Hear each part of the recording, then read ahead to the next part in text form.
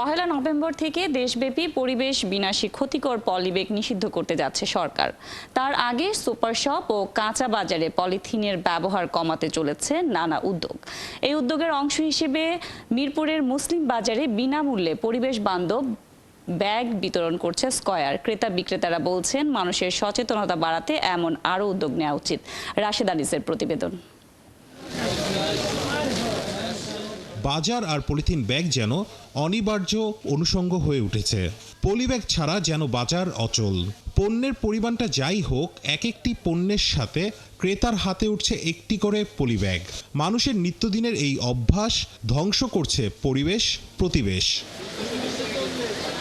দেশের খালবিল, নদীনালা আর শহর জুড়ে জলাবদ্ধতার অন্যতম কারণ এই পলিথিন।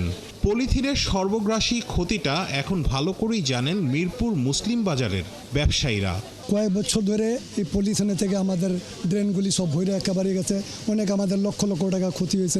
জলাবদ্ধতা জানি তৈরি না হয়, এরকমের কোনো কিছু আমাদের পরিবেশে আসলে আমার মনে হয় এটাই বেশি ভালো। পহেলা নভেম্বর থেকে দেশব্যাপী পলিব্যাগ নিষিদ্ধ করতে যাচ্ছে সরকার। তার আগে মানুষকে সচেতন করতে এই বাজারে বিনামূল্যে পরিবেশ বান্ধব ব্যাগ বিতরণ করেছে স্কয়ার গ্রুপ। কাপড় ও পটেটো স্টার্চের সংমিশ্রণে তৈরি পরিবেশ বান্ধব এই ব্যাগগুলো 180 দিনেই মাটি ও পানির সাথে মিশে যায়। পলিথিন এবং প্লাস্টিক দেখা যাচ্ছে আমাদের পরিবেশের বিভিন্ন ক্ষতি করছে।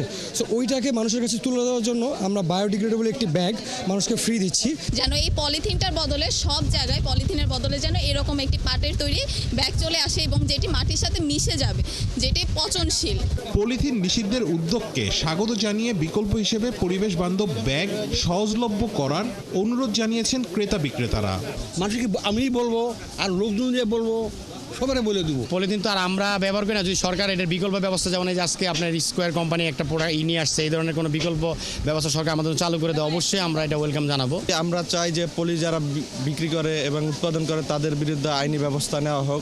সুপার শপগুলোর মতো বাজার ও পাড়া মহল্লার মুদির দোকানে পলিব্যাগ নিষিদ্ধের জন্য সরকারকে কঠোর হবার আহ্বান জানিয়েছেন সাধারণ মানুষ। রাশেদ আনিস, ৭১, ঢাকা।